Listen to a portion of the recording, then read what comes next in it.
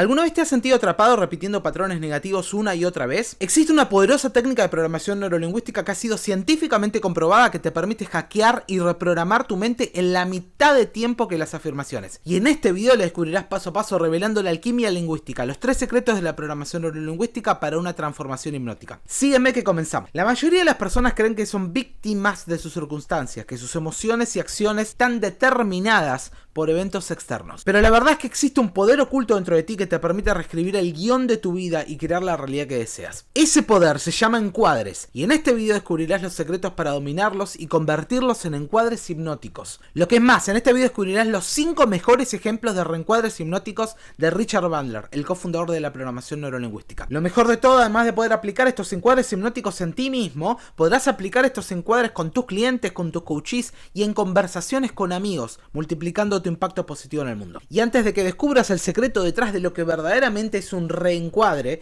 y el mensaje que se mantuvo oculto durante años en las páginas del libro Reframing de Programación Neurolingüística, libro que jamás se tradujo al español, establezcamos específicamente qué es un encuadre y descubramos el motivo por el cual hablamos de alquimia lingüística. Vamos a responder a la pregunta: ¿cómo sabes que tú o tu cliente ha encuadrado una idea, una situación o un evento? Para luego unir esto con el concepto de neurociencia de memoria emocional. ¿Qué es la memoria emocional? La memoria emocional es un aspecto fascinante de nuestro funcionamiento mental que tiene un impacto profundo en cómo percibimos y reaccionamos ante el mundo. Y funciona de la siguiente forma. Cada vez que experimentamos un evento significativo, nuestro cerebro no solo registra los detalles fácticos de lo que ocurrió, sino que también registra las emociones asociadas a ese evento. Recuerda esto porque es clave. Esas emociones asociadas a ese evento actúan como una especie de marcador, como la opción de añadido a favoritos de TikTok o de Instagram, que determina cómo recordamos e interpretamos esa experiencia en el futuro. Por ejemplo, imagina que de niño tuviste una experiencia aterradora con un perro. Aunque hayan pasado años desde ese evento, cada vez que ese niño, ahora adulto, vea a un perro, su cerebro accede automáticamente a esa memoria emocional de miedo y activa una respuesta de lucha o huida. Incluso si el perro actual que está mirando es completamente inofensivo. Esto se debe a que la amígdala, la parte del cerebro responsable de procesar las emociones, tiene una conexión directa con el hipocampo, el área encargada de almacenar y recuperar recuerdos a largo plazo. Cuando se activa una emoción fuerte, la amígdala etiqueta, añade a favoritos ese recuerdo como significativo y lo guarda en la memoria a largo plazo. Ese recuerdo, esa referencia, ese marco de referencia, ese marcador se convierte ahora en un anclaje que encuadra lo que sea que experimentamos en el futuro. Y así distorsiona nuestra percepción. Siguiendo con el ejemplo, cuando el niño que ahora es adulto ve a un perro, no ve a un perro más, ve a un perro bajo el lente, bajo las gafas, ¿sí? Bajo el marco del perro que lo mordió cuando era pequeño. Así, en lugar de evaluar objetivamente cada nueva experiencia como única, nos quedamos atrapados en patrones de pensamiento y comportamiento basados en el pasado. Podemos tener 50 años, 60 años, 70 años y seguir encuadrando los eventos como si tuviéramos 7, 5, 4, 9, etc. A ese marco de referencia, a ese marcador, nosotros le decimos encuadre. Y es lo que determina el significado que le damos a los eventos externos y por ende determina cómo nos sentimos. Este efecto encuadre o framing effect es un sesgo cognitivo que describe cómo las personas toman decisiones diferentes dependiendo de cómo se presenta la información ante ellos. Y fue descubierto por los psicólogos Amos Tversky y Daniel Kahneman. Ellos introdujeron el concepto en el año 1979 como parte de su teoría prospectiva. Bien, hasta aquí definimos cómo ocurre un encuadre. ¿Qué es lo que ves aquí? Si analizas la imagen objetivamente, me podrías decir: veo un vaso que está al mismo tiempo medio lleno y medio vacío. Y ahora te voy a mostrar una imagen para que comprendas en otro nivel cómo el marco, el encuadre desde el cual nosotros percibimos el mundo externo, determina nuestra percepción. Por ejemplo, si yo al mismo vaso lo observo desde el encuadre pesimista, lo que voy a estar viendo es el vaso medio vacío. si me saco ese encuadre, si me saco esos lentes y me pongo los lentes de realista, ante el mismo evento, ante el mismo vaso, yo te puedo decir que lo que veo es un vaso que está a la mitad. Si me saco el lente y me pongo el encuadre de optimista, te puedo decir que el vaso está medio lleno. De conformista, te puedo decir que por lo menos hay agua. Piensa en esto como una metáfora de lo siguiente. Te querías sacar un 10 en ese examen que diste, pero te sacaste un 2. Piensa en la nota del examen como el vaso. ¿Cómo lo percibes a ese 2? ¿Desde qué marco lo percibes? Otro ejemplo tomado de las relaciones. Estabas en una relación y la relación se terminó. ¿Qué significa esa finalización? Depende del marco desde el cual lo estás percibiendo. ¿Sí? ¿Quieres revelar un secreto que te brinda información increíble sobre ti mismo? ¿Preparado? Ok, aquí va. Tu respuesta revela el marco mental que estás utilizando en ese momento. Seas consciente del marco, del encuadre o de los lentes a través de los cuales estás percibiendo el mundo o no, eso es completamente indistinto. Lo importante aquí es recordar que tu respuesta revela el marco mental que estás utilizando. ¿En dónde está lo importante de esto que te estoy comentando? ¿En dónde está lo fascinante de esto? En lo siguiente. En que el significado deriva del marco. El significado que le brindas al evento es el resultado de un encuadre. Por ende, el significado no está en el evento en sí mismo, sino en tu forma de percibirlo. Este es el verdadero motivo. Esto revela por qué dos personas pueden ver la misma serie, la misma película, leer el mismo libro, escuchar la misma canción, atender al mismo seminario, escuchar las mismas palabras y percibirla desde dos lugares completa y absolutamente diferentes. Todo esto era necesario como preámbulo para que entiendas en otro nivel lo siguiente. Establecimos qué es un encuadre. Establecimos que el significado no depende del evento, sino desde qué paradigma, desde qué marco conceptual, desde qué encuadre yo lo estoy percibiendo. ¿Qué es un reencuadre entonces? ¿A qué nos referimos cuando decimos reencuadré mi estado emocional, reencuadré mi vieja creencia, reencuadré mi identidad? ¿A qué nos referimos cuando mencioné al comienzo este término de alquimia lingüística? Y sobre todo, lo más importante, ¿qué beneficios brinda? Aquí es cuando tenemos que retroceder en el tiempo. En el año 1981 se lanza el libro escrito por Bandler y Grinder, cofundadores de la programación neurolingüística, que lamentablemente jamás se tradujo al español, llamado Reframing. Durante años, un secreto se mantuvo oculto en las páginas de ese libro. Un mensaje subliminal que pocos lograron descifrar. Antes de revelarte ese secreto, recuerda que más adelante te diré los 5 encuadres supremos de Richard Bandler y te comentaré una historia del libro El Poder de la Palabra, fíjate el nombre del libro escrito por el trainer Robert Dills, que refleja de forma magistral qué es y cuál es el efecto que tiene un reencuadre. Más importante aún, ¿por qué en ese ejemplo hablamos de reencuadre y sería erróneo hablar de encuadre? ¿Cuál es el mensaje subliminal del libro Reframing? El siguiente. Fíjate el título. ¿Ves que entre re y framing la F de framing está en mayúscula? ¿Lo notas a esto? Bueno, ahí está la clave. Ese es el secreto.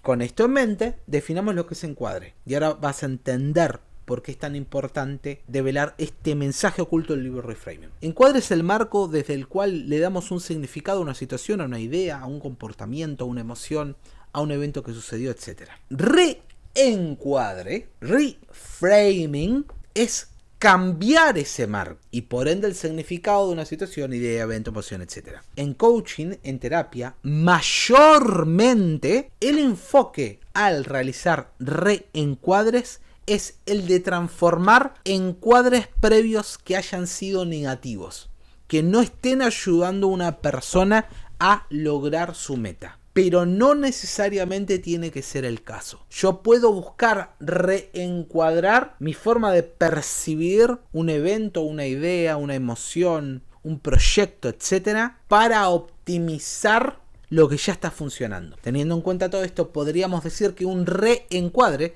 es el arte de cambiar conscientemente el significado que le damos a cualquier situación, a cualquier persona o a cualquier evento, cuando éste no nos ayuda a lograr lo que deseamos o cuando buscamos optimizar más nuestra forma de pensar, sentir, etc. Digamos que quieres hablar en público, pero sientes miedo. Bueno, ese miedo, esa emoción que está ahí, te dice que ya hay un encuadre allí. O sea, la emoción que sientes ante cualquier tipo de evento te brinda información del encuadre que ya está allí. Por lo tanto, ahí ¿Qué tendríamos que hacer? ¿Tendríamos que hacer un encuadre nuevamente? No, tendríamos que hacer un reencuadre. Porque el encuadre ya está.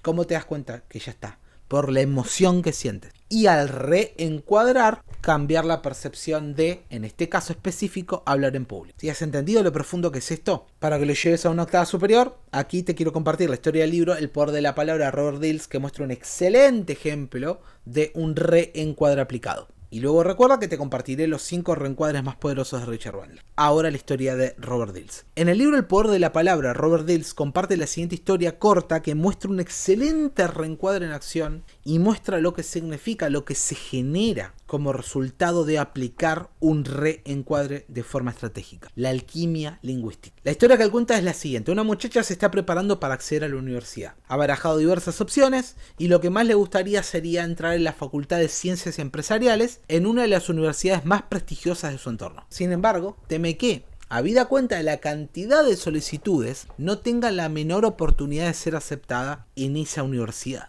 Tratando de ser más realista y de evitar el desengaño, decide presentar solicitudes únicamente para otras opciones más modestas, otras universidades, menos exigentes quizás. Mientras rellena los formularios, le explica su razonamiento a su madre, diciéndole, seguro que esa universidad estará inundada de solicitudes, a lo que su madre le responde, siempre hay sitio para alguien bueno. Esta sencilla verdad anima a la joven a mandar también su solicitud a esa universidad de sus sueños. Para su sorpresa y deleite, es aceptada y acaba convirtiéndose en una prestigiosa consultora. ¿Sí? Hasta aquí la historia del libro El poder de la palabra de Robert Dills. Vamos a analizarla. Antes de hablar con su madre, había encuadrado su solicitud, lo percibía bajo los lentes, bajo el marco de realista. Quiero evitar el desengaño. A través de esos 2 encuadres obraba en consecuencia. ¿Qué sobraba en consecuencia? No enviar la solicitud a la universidad que deseaba. ¿Por qué? Por estos 2 encuadres. Que sesgaba cómo percibía el enviar esa solicitud de ingreso en esa universidad que deseaba ingresar. ¿Ves cómo la percepción influye en nuestro comportamiento de forma directa? ¿Te das cuenta que esto no es algo teórico? Solo luego de hablar con su madre, de explicarle su forma de razonamiento, se produce el qué cosa, se produce el reencuadre. La alquimia lingüística. ¿Cuál es la frase que facilita la alquimia lingüística? Siempre hay sitio para alguien bueno. La lección es clara.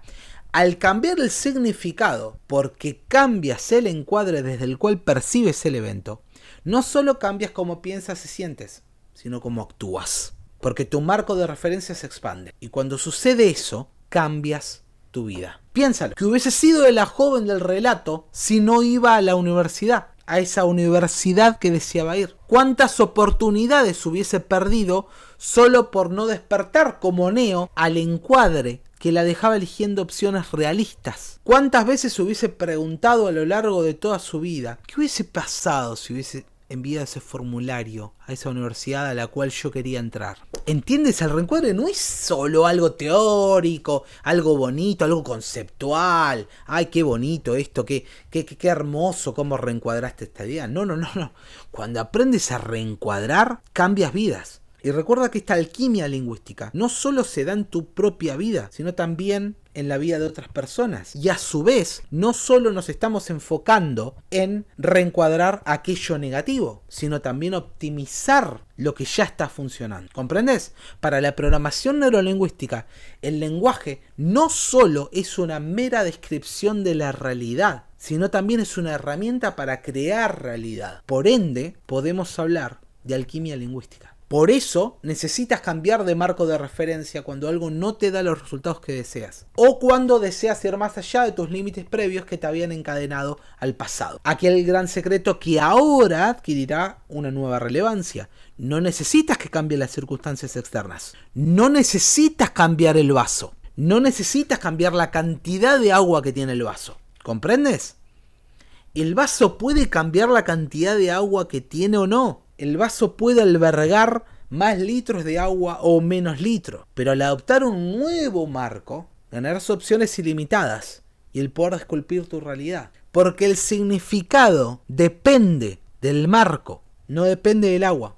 Ahora bien, estamos hablando de que cuando se produce un nuevo reencuadre, o sea, cuando modificamos el reencuadre anterior, te hace sentido y lo sientes. No estoy hablando de algo teórico, ¿sí? Cuando un reencuadre se hizo efectivo en ti, es el equivalente a despertar de la Matrix, ¿sí? Se crea un antes y un después a nivel percepción, a nivel significado, a nivel emoción y a nivel comportamiento. Porque no puedes operar de la misma forma cuando se produjo un reencuadre. Y menos aún si ese reencuadre se produjo a nivel identidad o a nivel misión. Recuerda la regla, ¿sí? Mismo evento, diferentes marcos mentales, resultados completamente distintos. Pasemos ahora a explorar los mejores ejemplos de reencuadres de Richard Bandler, cofundador de la programación neurolingüística. Pasemos ahora a explorar los mejores ejemplos de reencuadres de Richard Bandler, cofundador de la programación neurolingüística. Y antes de comenzar con el análisis de cada uno de los 5 reencuadres, pues no solo te diré cuáles son, sino que también haré un análisis exhaustivo al detalle de cada uno, te invito a quedarte hasta el final del video, porque luego del análisis de cada reencuadre descubrirás la sinfonía del reencuadre. ¿Qué es la sinfonía del reencuadre? Es una comprensión sistémica que une los 5 poderosos reencuadres de Richard Bandler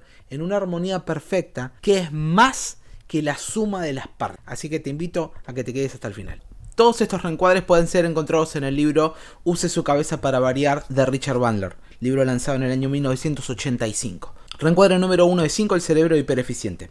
El problema con el cerebro no es que él no pueda aprender como nos lo han reiterado a menudo. El problema es que aprende demasiado rápido y demasiado bien. Por ejemplo, piensa en una fobia. Es sorprendente ser capaz de recordar aterrarse cada vez que ven una araña. Nunca encontraron un fóbico que mire una araña y exclame: "Oh demonios, se me olvidó asustarme". ¿Hay algo que les gustaría aprender tan concienzudamente? Cuando se analiza de esta manera, una fobia es un tremendo logro de aprendizaje. Es un aprendizaje que no falla. Una de las cosas buenas sobre alguien que tiene una fobia es que está probado que aprende rápido. Los fóbicos son personas que pueden aprender algo absolutamente ridículo muy rápidamente. La mayor parte de la gente considera las fobias como un problema y no como un logro. No se detienen a pensar: si puedo aprender a hacer esto, entonces puedo aprender a hacer cualquier cosa. Hasta aquí el reencuadre. Pasemos ahora a hacer un análisis del reencuadre número 1 para que veas alguna de todas las cosas que está haciendo Bandler en ese reencuadre. Primero, está deconstruyendo el problema.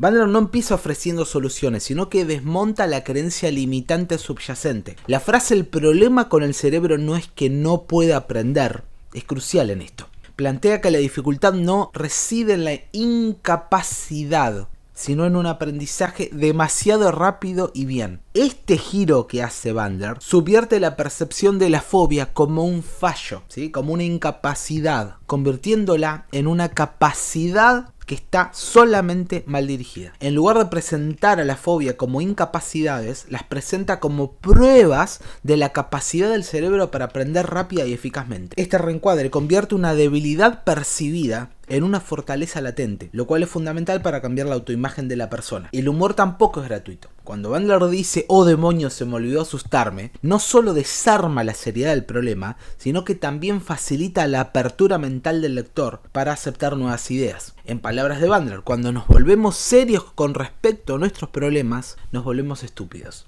Otra cosa que puedes encontrar en este reencuadre: califica a la fobia no solo como un logro de aprendizaje, sino como un tremendo logro de aprendizaje. Y al calificarla de esta forma, redefine lo que tradicionalmente se ve como una debilidad en una fortaleza. Otra cosa que hace Bandler: valida el aprendizaje rápido. Al afirmar que los fóbicos son personas que pueden aprender algo absolutamente ridículo muy rápidamente, valida la capacidad de aprendizaje del individuo. O sea, lo que está diciendo Bandler es que la habilidad para aprender ya está presente. Solo necesita ser redirigida hacia objetivos más constructivos. Pero no hay nada inherentemente roto en la persona. No es una incapacidad. ¿Ves lo poderoso que es el reencuadre que está haciendo Bandler? Bien, pasemos al reencuadre número 2. El reencuadre de la perfección. Lo que he notado desde entonces es que la gente funciona perfectamente. Puede que a mí no me gusta lo que hacen, o que a ellos mismos no les guste, pero son capaces de repetirlo una y otra vez sistemáticamente. No es que estén rotos o en mal estado, sino que están haciendo algo diferente a lo que nosotros o ellos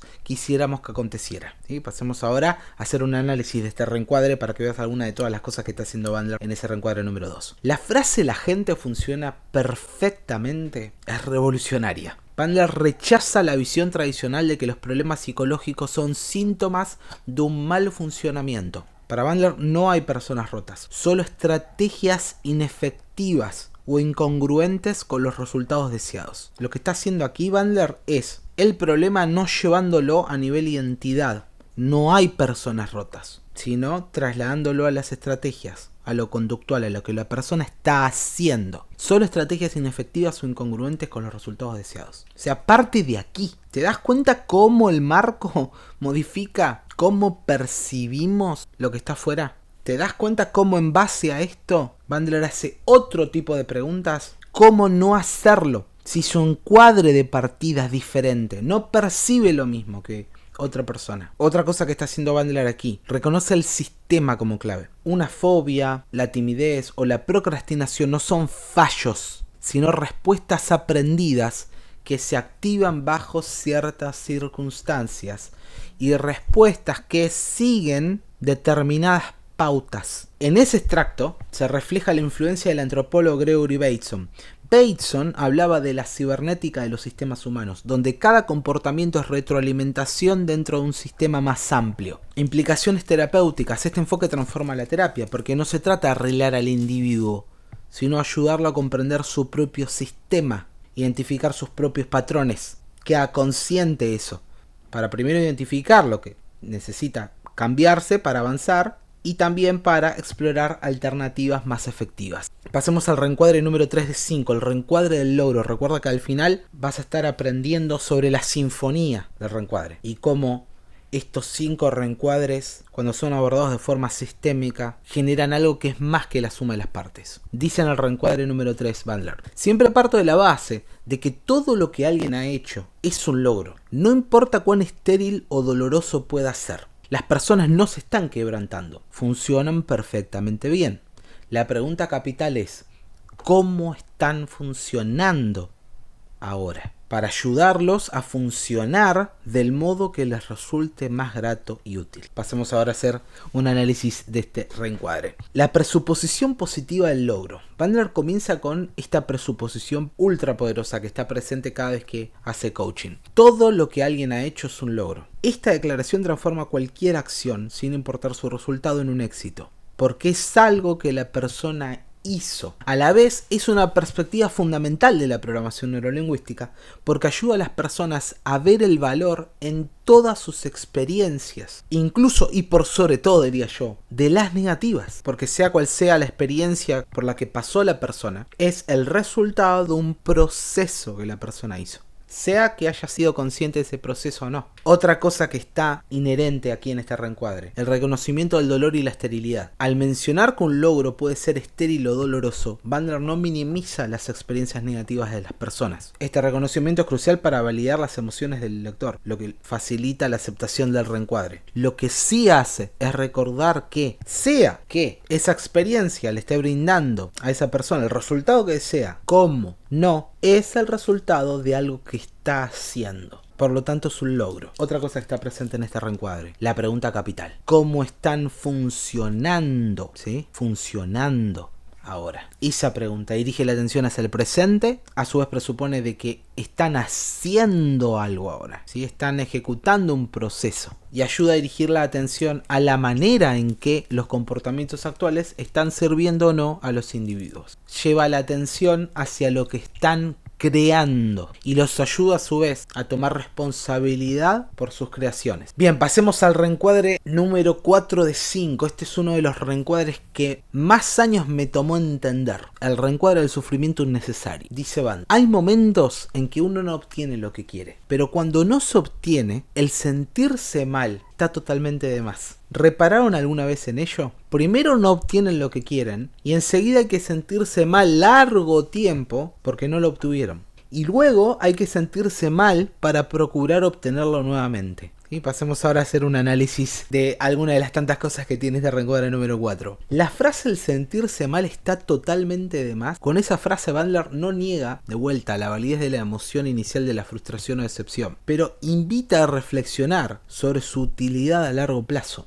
¿De qué sirve regodearse la negatividad? ¿Te acerca a tu meta o te mantiene estancado? Lo que está haciendo Bandler en esa descripción es describir con precisión el círculo vicioso en el que caemos con tanta frecuencia. No se obtiene el resultado deseado, uno se siente mal. Se queda en ese loop de sentirse mal lo suficiente hasta que intenta de nuevo, desde la frustración, porque no cambió ese estado, volver a tomar acción. Lo que muchas veces, como uno opera desde este estado, genera que uno no obtenga el resultado deseado nuevamente. ¿Y qué sucede nuevamente? Uno se siente mal y así sucesivamente. Ese patrón nos atrapa en una espiral descendente donde la energía, en lugar de enfocarse en la acción constructiva, se disipa en la rumiación y la autocompasión, ¿sí? Nos quedamos aquí, nos quedamos estancados aquí.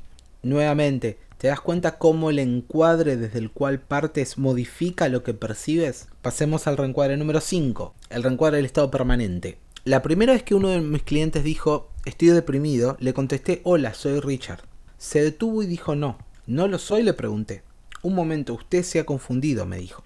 No me he confundido, todo es claro para mí. Esta es una de las cosas que se pierden cuando se traduce al español. Cuando el cliente se le acerca y le dice I am depressed, el I am depressed, o sea, estoy deprimido, se refiere a yo estoy deprimido. Pero el I am también se traduce como yo soy. Entonces lo que hace Bandler intencionalmente es, en vez de tomar eso que dijo con el significado de estoy deprimido, es tomarlo como hola, me llamo deprimido. ¿Por qué hace esto Bandler? Para causar en la otra persona un patrón de interrupción, un estado de confusión que permita la apertura a la sugestión, a otro tipo de sugestiones. Sugestiones que ayuden a, en este caso, al cliente a que acceda a un mejor estado emocional. Por eso comienza de esta forma. La primera vez que uno de mis clientes me dijo, estoy deprimido, le contesté, hola, soy Richard. Y a partir de ahí es que sigue la conversación.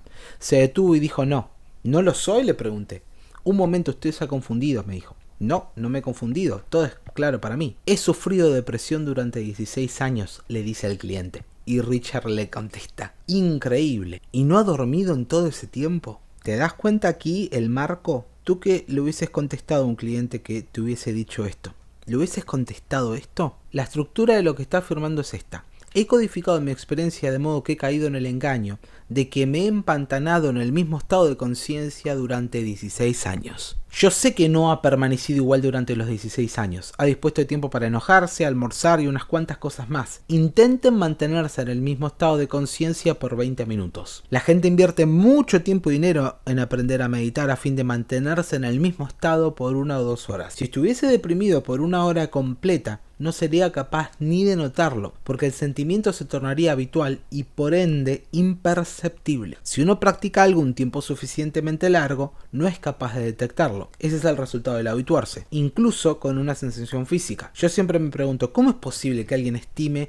que ha estado deprimido todo el tiempo? Ustedes pueden curar a la gente de lo que padecían y descubrir que nunca lo padecieron. 16 años de depresión podrían equivaler a solo 25 horas de auténtica depresión. Pero si toman al pie de la letra la aseveración de este hombre, he estado deprimido durante 16 años, habrán aceptado la premisa, la presuposición, de que ha vivido en un estado de conciencia por ese lapso. Y si se fijan la meta de tratar de hacerlo feliz, van a colocarlo permanentemente en otro estado de conciencia. De hecho, pueden convencerlo de que crea que es feliz todo el tiempo. Pueden enseñarle a recodificar todo su pasado como felicidad. No importa cuán miserable sea en el momento, siempre apreciará que es feliz. Le habrán injertado un nuevo engaño para reemplazar a aquel con el cual llegó. Una serie de personas se deprimen porque poseen buenas razones para ello. Sus vidas son aburridas, absurdas, infelices. La plática con el terapeuta no cambiará eso, a menos que desemboque en que la persona viva en forma diferente. Si alguien opta por gastar $75 en un psiquiatra en vez de participar en una fiesta, eso no es enfermedad mental, es estupidez. Si ustedes no hacen nada,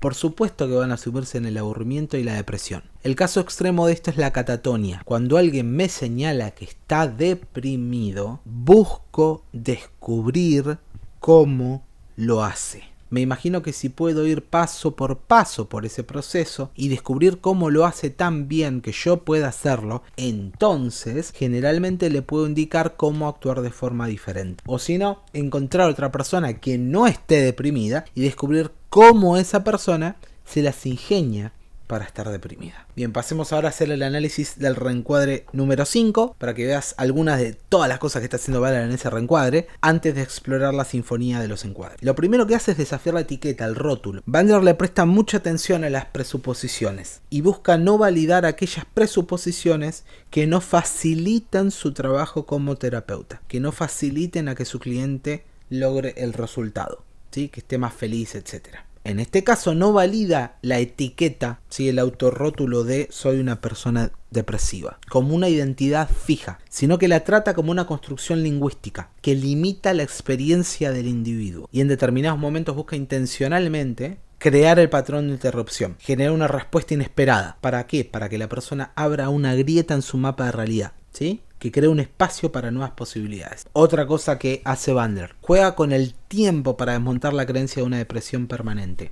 Cuando le hace la pregunta, ¿y no ha dormido durante todo este tiempo? Con esa pregunta ridiculiza la idea de que la persona haya estado experimentando un estado inmutable durante 16 años. Algo que luego expande, ¿no? Comparándolo con la meditación. Si meditar por horas requiere un esfuerzo consciente, ¿cómo es posible estar deprimido por años sin interrupción? Otra cosa que hace, que está presente siempre, es no negar el sufrimiento del cliente, ¿sí? Pero sí redefinirlo como un patrón de pensamiento aprendido, ¿sí? No una condición inamovible, ¿sí? Al utilizar la palabra engaño, lo invita a cuestionar la solidez de esa construcción mental y a abrirse a otras interpretaciones de su experiencia. Y otra cosa que es clave en Bandler es no enfocarse en el por qué, sino enfocarse en el cómo, ¿sí? No está tan interesado en explorar las razones de la depresión, al menos no en un sentido tradicional, sino que su foco está más en el cómo. ¿Cómo se mantiene esta persona en el estado de depresión? ¿Qué paso sigue? ¿Qué hace? ¿Qué está haciendo? ¿Cómo está funcionando? Para que obtenga como resultado, y no solo una vez, sino de forma sistémica, el estado de depresión. En otras palabras, cómo se está deprimiendo. Porque al comprender el proceso, el cliente puede empezar a interrumpirlo y a experimentar con alternativas más satisfactorias que lo ayuden a